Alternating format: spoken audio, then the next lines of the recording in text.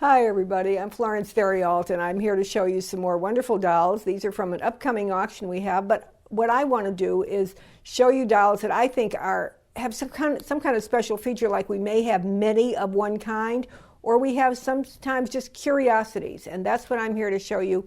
First of all, we have a wonderful collection of dolls by Leon Casimir Brew and his successors. Very, very rare that we will have an auction that we will have the time span of the Brew firm, and that's why I'm able to kind of show you different faces, how the doll evolved, and how different features were brought into the doll to try to meet the different markets that were evolving in the doll. First of all, what a lot of people don't realize is that Brew was not so much a doll maker as he was a man of curiosity, a man who had many scientific inventions, who tried to find different ways of evolving things, which is why his dolls were made in different mediums, not only the body, but the head and different techniques of jointing the doll. And we're going to show you many of these here today. On the table, gathered on either side of me, are an example of the Bébés by Leon Casimir Brew. Now, when I say Leon Casimir Brew, understand I'm not necessarily talking about him, but about his firm as it went into succession and was handled by other people as time went by. Remember, the Brew firm began with Leon Casimir Brew back in the 1850s, and over time was taken over by other people, including Henri Chevreau and Girard, and then eventually by the SFBJ firm, which a lot of people don't recognize. The dolls that people most wish are the dolls that are from like the 1882 to 1885 period. That's called the golden age of the Brew. However, I want to show you other dolls that are, to me, are equally as beautiful as those dolls, or for those of you who are newer collectors and working on a budget, might be more affordable and still give you the opportunity to have a Brew Bébé in your collection. Now, the earliest Brew that came out is known simply as the Bébé Brevet, and I'm showing you this little doll right here. This is a wonderful example of the Bébé Brevet. It's a very, very sweet face, probably of all of the Brews, the sweetest face that was made. It was made in various sizes and came with a kid body. And then in some examples, I don't have one here today, in some very rare examples came with an articulated wooden body known as the Bébé Model. But this is an example of the Brew Bébé, the earliest face, known as the Bébé Brevet, because there was a kid label on the body that said Bébé Brevet. Shortly after the Bébé Brevet, came this startlingly wonderful doll known as the Circle Dot Brew. It was very definitely a transitional doll, and there's certain things that you look for to make it have extra value in your determining how rare and how fine it is, and really how much value it has financially. Certain things, you always want to look at the eyes, and I want to turn this sideways because I'm hoping that the camera will pick up the depth of those paperweight eyes. Absolutely stunning. Remember, this is the beginning of the period of the paperweight eyes being made, and so to find splendid eyes like this on these dolls is great. Now, the doll was made with a little defined space between the lips. And this is important because the doll evolved then into what is known as the Bébé Têteur, or the nursing Brew, a little bébé that was sold with a glass baby bottle and a mechanism in the head designed to be a doll suckling on a bottle. Particularly rare examples of this are found when they have the rare original lamb's wool wig, which came on this doll, and in this particular case, painted teeth between the lips. The painted teeth are a very, very rare feature. They were an extra deluxe feature of the doll and very important. And of course, we have here the beginning of the wonderful Brew hands. Now, I want to discuss this particular doll is missing a baby finger. And later on, I'm going to be talking to you about conditional flaws on dolls, and we'll come back and we'll discuss that finger and would it affect what you would pay for a doll. The golden age of the Brew is during the period 1882 to 1885. And one of the ways that you can distinguish these dolls and the time period they were made is by a change in the body construction. If you look at the larger Bru over here, you'll see she has a slightly bent position. The body is made entirely of kid, except for the bisque arms, of course. And they hadn't quite figured out how to make the doll be able to sit and stand to both of them. So they ended up having a doll that really was in what I just call this early crouch position, and it's sort of bent backwards and doesn't stand terribly straight. A lot of collectors today don't want the doll because of that. I think that's kind of a false snobbery, because the doll is an absolutely gorgeous doll, and to have that body is an indication that it has the correct body for its time. Very, very wonderful. However, even Bru recognized the problem with that body, and he worked to find a body that would be more amenable to either sitting or standing. He eventually was succeeded in his firm by Henri Chevreau, and all of these things happened like within a 1, 2, 3 year period, so it's hard to actually pinpoint them exactly. However, I think back on it now, hey, this is 150 years ago. I think it's pretty great that we can pinpoint the almost exact time that certain innovations occurred in the company. However, Chevreau introduced what we call the Chevreau hinging, and that's like a metal hinging on the hips, covered over by kid, which allowed the doll to stand straighter and be posed. The lower legs became wooden lower legs with, as you can see, a jointing at the knee, allowing the doll to bend its knee back and forth, and kept the same beautiful wooden bisque hands nevertheless. Kid over wooden upper arms with jointing at the elbows, and then these gorgeous, gorgeous hands. Now, the early Bru Bébé, during this time period, the golden age of the Bru, collectors always talk about it, and you'll hear this phrase and you will see it in my catalog description, so if you wonder what in the world is she talking about, and it's called the stuck-out tongue tip. And it was the way the doll was modeled. It had this little tip of a tongue between the lips, an extra little modeling detail, and it really gave the doll this very, very luxurious look, almost a sensuous type of look. It's a very gorgeous face to have this. And this is what you always want to look at when you're looking for the golden age of the Bru. You want to look for that particular modeling of the tongue tip. Two smaller examples from the golden age of the Bru. The one that I'm pointing to right now in particular has that very, very sweet face, and she has a definite separation between the lips with a suggestion of a tongue tip. Remember, a lot of this is very subjective. The tongue tip can be very, very pronounced, or it can be more a hint. So in this case, more of a hint, but with beautiful painting that really emphasizes it and brings it out with little decorative glaze touches on the lips.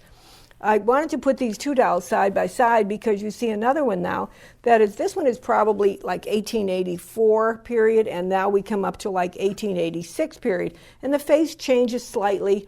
The body has become more slender, and these are all factors that you would look at. Even the shape of the fingers changes very, very slightly, and everything about this doll is a more slender child.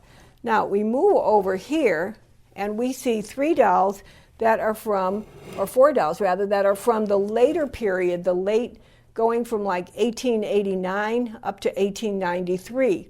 In 1892, Bru introduced the initial R at the end of his name. He no longer was involved with the firm at all. It now is controlled by Mr. Girard. And the R, it's Bru June, and then a capital letter R. The R probably standing for renové or renewed, like the model had been renewed or brought up to date. It basically is the same model with some variations in painting. You do get spectacular eyes on these models. Let me turn this one so you can again see the beautiful paperweight effect on this eye, and on the larger one as well. Very, very deep paperweight eyes. Things were more perfected at this point, but the painting became not as soft as it had been in the earlier models. Changes in body as well. You have different variations of body, from hollowed wood to later composition in wood, and here we have one that is of composition in wood. So trying to pick up the habits of what the German doll makers and his competitors in France, like Jumeau, had introduced, and people seemed to want in the doll, was that articulating composition body. Even though Bru himself had stuck with the Kid Bebe body because he followed along in the path of his fashion dolls, by the time the firm was owned and handled by other people, they wanted to mesh in with what the general public wanted. And here we see 4 examples of that. This little one in the front is particularly sweet because she has her original costume with her original label on it. Many of these dolls have the original signed Bru shoes, which are very, very wonderful and rare to find. Bru had shoes made particularly for him, and they will have a stamp, Bru Jeune Paris, and then the size of the doll, which is very, very nice. People sometimes will say to me, well, I have a pair of Bru Jeune shoes and it says 8, but they don't fit on an 8 doll. They're very big or they're very small or whatever. And my comment is because the body of the doll evolved over time. So if you have a pair of Bru Jeune 8 shoes, they might not fit on the Bru Jeune or the Bru Bebe that you have from your time period. So this is an example of some of the Brus that we have, and they span a golden period of time from about 1877, with our little girl down in here, 1877, 78, right up until close to the end of the century. It's a very capsulated time that Bru made dolls, and we're talking like 20 years in which this whole panorama of Bru Bebes were made, and to many doll collectors really considered the pinnacle of a doll you would want to have in your collection.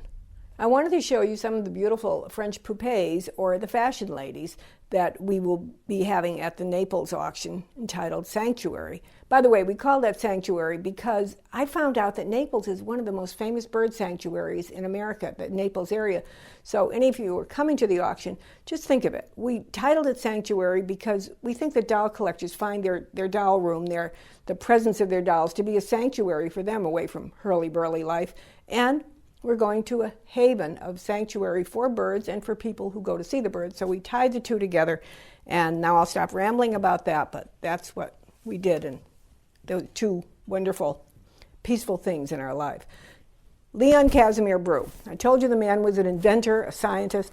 He tried different mediums with his dolls as well. He tried rubber, and he tried bisque, obviously. He tried wood with his dolls, and celluloid. Celluloid, which we tend to think of as some kind of 20th century invention, was actually being experimented with during the 1800s. I think as early as 1840 I've seen. But he tried making his dolls in celluloid. They were not a tremendous hit, I have to say. And so what that has done for us today is made when one exists, and remember, they're fairly fragile, celluloid is, so there weren't very many made because it was not a successful doll. And they didn't tend to have durability. If a child played with it at all, we would have a problem. So when one does appear, we're so lucky because it's an extremely rare doll. We have here 2 examples of the model made by Bru. This was a deposed facial model. Notice the little upturned lip corners. This was the one that is known as the Smiling Bru. A lot of argument over the inspiration of this facial model. Some people say it was modeled after the Empress Eugenie, which is interesting because the model was deposed in 1872, and that's the same year she ran from France to England and escaped. So we don't know, was it done in homage to her or was it not her? Other people say that it was one of the copy of one of the saints, and you can see their figures on many of the buildings in Paris, a particular facial model of the saint. So a lot of history going on, a lot of studies going on to see who it actually was inspired by. At any rate, here we have 2 examples of the Smiling Bru by Leon Casimir Bru. This one in the traditional bisque, gorgeous, gorgeous face, very gentle, very, very sweet, and the other one made in the celluloid, and very strong characterization. The celluloid having a particular look that celluloid has, but nevertheless, if you're looking to have a comprehensive study of fashion dolls, this would be one that you would want to have in your collection. The doll is actually pretty affordable because I think most people prefer to have the bisque, but I think extremely rare to find, and a great example. This is another wonderful French fashion. I wanted to show her to you, and I'm going to turn her costume around so you can see it at all too, because I think wonderful costume, and she has this incredible body, fully articulated wooden body, and collectors more and more say, oh, I love the wooden bodies because I can pose these dolls so many different ways. I know one collector who poses them without their costume. She puts the costume on a form next to them and then shows the doll with the wooden bodies, because the bodies themselves are true works of art. See how wonderful you can move the arms as you want them, pose them as you want them. Okay, I guess I'm playing dolls now, but I don't care. So there she is, a very beautiful face on her. Another very distinctive face. This one very, very gentle, but also regal. And she has also an entirely wooden carved body. She has a wonderful, when I did the video on the Japanese dolls last month, I talked about how the wooden-bodied examples were made with a concave cutout at the back of the leg. So the doll could actually bend its leg. I'm going to see if I can show you this. Could actually bend its leg, and it would go up in a very natural pose because it fit right into the concave opening. And we have that on this doll as well. So a lot of copying between different countries and different cultures of different techniques of making doll. This doll would be about the 1865 period with a very, very characteristic cobalt blue eyes, and again, a gorgeous gown.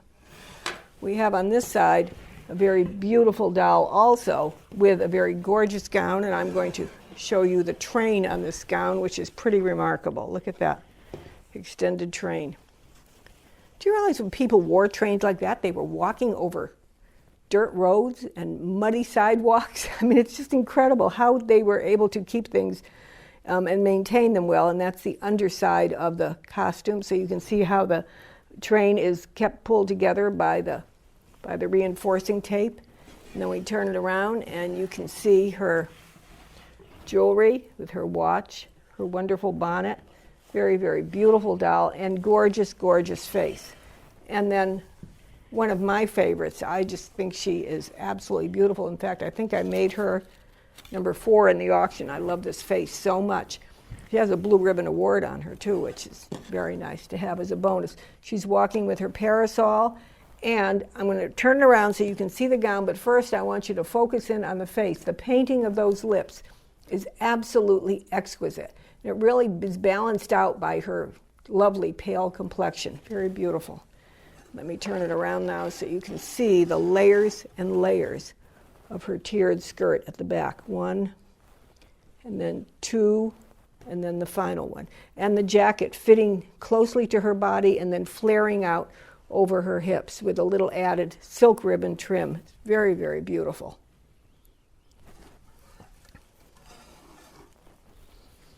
This doll has an all-kid body, but it is so firm, and that's one of the things you want to look for when you look for your fashion dolls. If they have a kid body, is it still very, very firm? And, you know, that will speak loudly to its preservation. You can see her hands are quite perfect here, too.